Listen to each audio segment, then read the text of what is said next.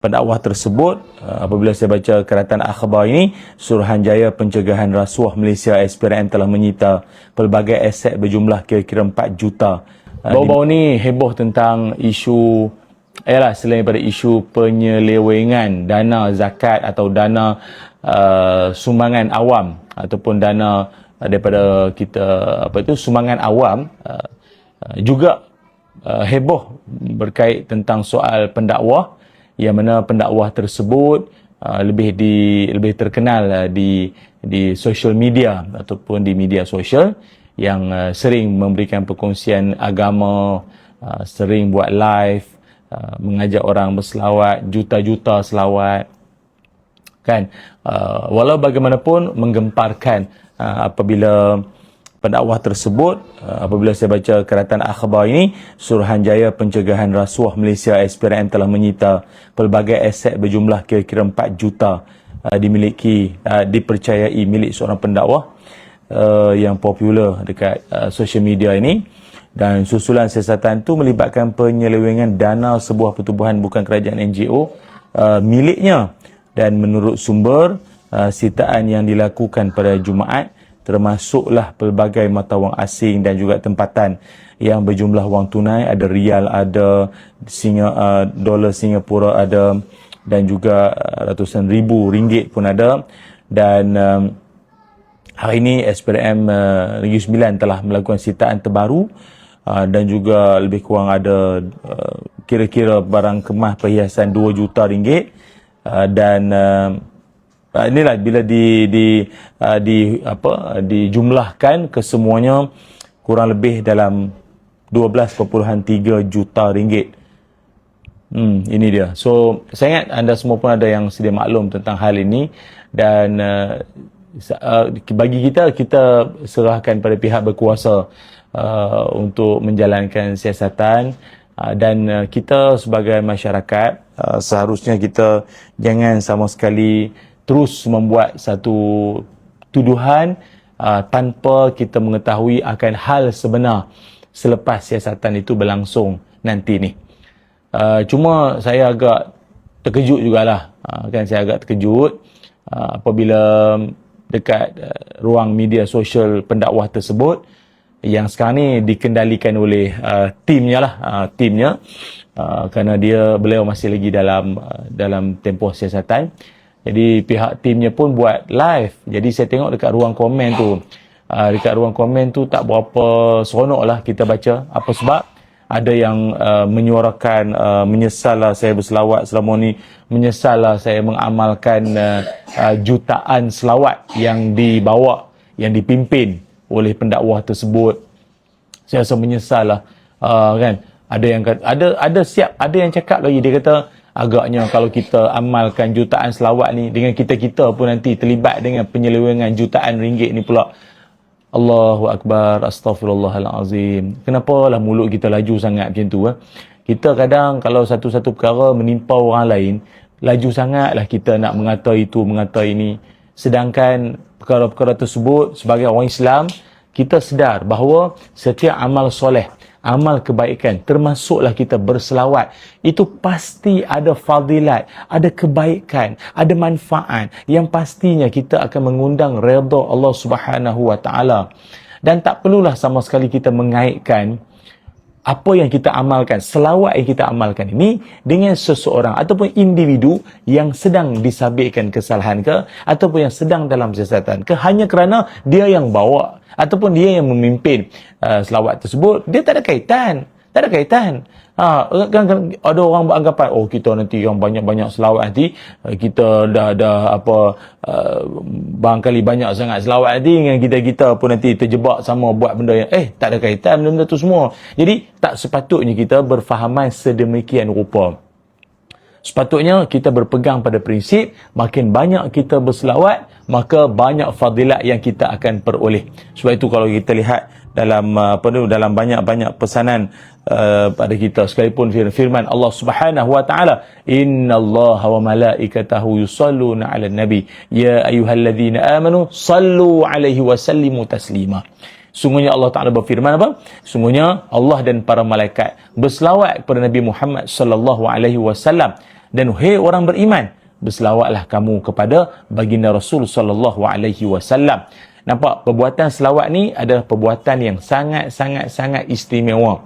Kenapa istimewa? Kebanyakan perintah Allah Ta'ala titah perintahkan, tapi Allah tak buat. Tapi selawat Allah perintahkan, Allah sendiri pun buat.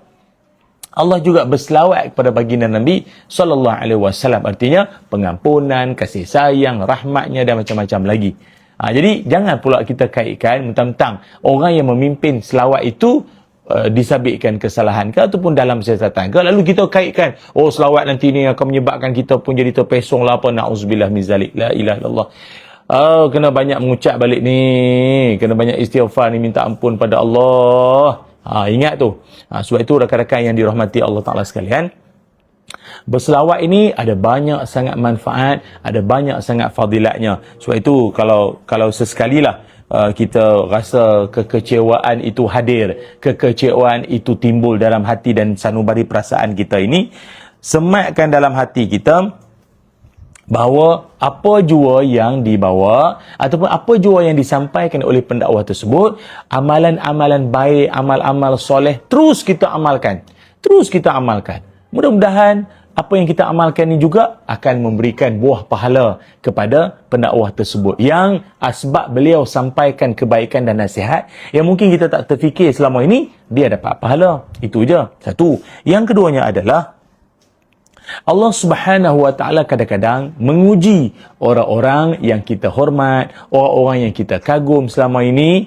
Nak menunjukkan apa? Bahawa Allah nak tunjukkan pada kita bahawa dia juga bukan manusia yang sempurna.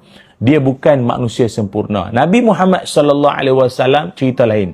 Tapi manusia, pendakwah ke hatta saya sekalipun, kami semua tidak sempurna. Ada kekurangan. Jadi, janganlah pula kita jadikan kekurangan itu sebagai cara untuk kita nak meninggalkan amal-amal kebaikan. Tidak sama sekali. Malahan, membuatkan kita lebih memahami bahawa tidak ada manusia yang sempurna di dunia ini, melainkan apa yang baik pada dia, kita amalkan.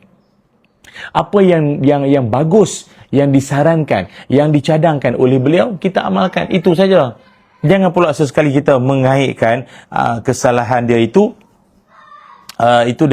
dengan apa yang sedang kita amalkan. Wala taziru waziratun wizra ukhra. Dan sesekali seseorang yang berdosa itu tidak akan memikul dosa orang lain. Seseorang itu tak akan memikul dosa orang lain. Itu je. Kan? Kadang ayah kita ajar kita amalan-amalan baik. Tiba-tiba ayah kita mungkin terlibat dengan perkara-perkara yang tak sepatutnya. Na'udzubillah. Lalu kita kata, oh habislah, kita sebagai anak akan tanggung dosa bapa kita. Tak. Dosa dia lah. Dia dan Allah Ta'ala. Kita anak tak ada kaitan. Wala taziru waziratun wizra ukhra. Itu kita kena faham. So, dia tak ada perkaitan sama sekali. Sama juga pendakwah itu ajar kita selawat. Jadi kalau dia benar terlibat dengan kesalahan atau salah laku tersebut, yang dosanya dia, bukan kita. Kita teruskan amalan macam biasa. Jadi tak perlulah keluar timbul perkataan, oh saya kecewa lah, oh saya rasa menyesal lah, selama ni saya beramal dengan selawat dia itu, mak saya pun sama rasa kecewa, mak saya pun rasa frah lah, kalau tahu ustaz ni, kalau tahu lah pendakwah ni macam tu, macam ni, tak boleh cakap macam tu. Mana boleh cakap macam tu? Amal baik buat je lah. Tak perlu kita nak mengaitkan apa-apa dengan kesalahan amal ibadat kita tu dengan selawat yang diajarkan. Sebab itu Imam Malik rahimahullah pernah berpesan, kullu yu'khadhu min qawlihi wa yuraddu illa sahiba hadzal qabr. Kata Imam Malik rahimahullah, setiap orang kita boleh ambil pandangan dia. Kita boleh ambil pandangan dia dan kita boleh tolak pandangan dia, kecuali penghuni kubur ini. Siapakah penghuni kubur ini? Yang dimaksudkan adalah Nabi Muhammad sallallahu alaihi wasallam. Yang Nabi bawa, yang Nabi ajarkan, kita kena terima kesemuanya. Tapi kalau orang lain, kita boleh ambil dan kita boleh tolak. Itu saja, tak perlu nak peni-peni. Oh, adakah kami nak kena tinggalkan amalan ni hanya kerana dia disabitkan kesalahan? Tak payah. Tak payah benda-benda ni. Yang elok kita ambil. Kan? Apa orang tuan-tuan pesan? Ambil yang keruh, buang yang... ambil yang keruh pula. Ambil yang jernih, buang yang keruh. Buang yang keruh, ambil yang jernih. Itu je lah. Sibuk nak keruh kehidupan kita sekali. Buat apa? Tak perlulah. Itu saja. Boleh kawan-kawan semua? Itu dia. Yang penting, teruskan amalan berselawat dan memperbanyakkan berdoa kepada Allah Subhanahu Wa Taala agar Allah Taala memberikan kepada kita pencerahan. Allah memberikan kepada kita jalan tenang kehidupan. Yang walaupun kadang-kadang kita rasa macam hidup ni penuh dengan kekeliruan. Aku nak ikut siapa lah sekarang ni? Ustaz-ustaz pun kadang nampak macam ada buat kesalahan. Pendakwah pun begini. NGO macam ni. Orang yang kutip dana sumbangan awam pun melakukan perkara itu dan perkara ini. Jadi, tak payah nak pening-pening, banyakkan berdoa. Allahumma arinal haqqa haqqan warzuqna tiba'ah wa arinal batila batilan warzuqna jitinabah. Ya Allah, tunjukkanlah kami yang benar, itu benar depan kami, dan kami follow, kami ikut kebenaran tersebut. Dan ya Allah, tunjukkanlah yang batil, yang salah itu terang depan kami, dan kami menghindarkan kebatilan tersebut. Amin. Amin ya rabbal alamin. Okey.